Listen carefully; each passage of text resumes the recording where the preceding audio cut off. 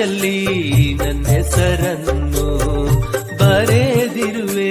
ನನ್ನ ಹೆಸುರಾಜ ನಿನ್ ರಕ್ತ ಚೆಲ್ಲಿ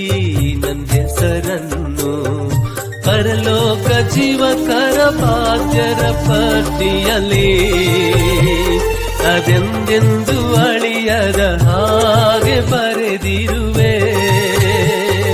ಪರಲೋಕ ಜೀವಕರ ಭಾಗ್ಯರ ಪಟ್ಟಿಯಲ್ಲಿ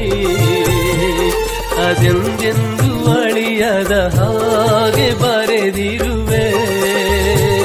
ಅದೆಂದೆಂದು ಅಳಿಯದ ಹಾಗೆ ಬರೆದಿರುವೆ ನನ್ನ ಹೆಸುರಾಜ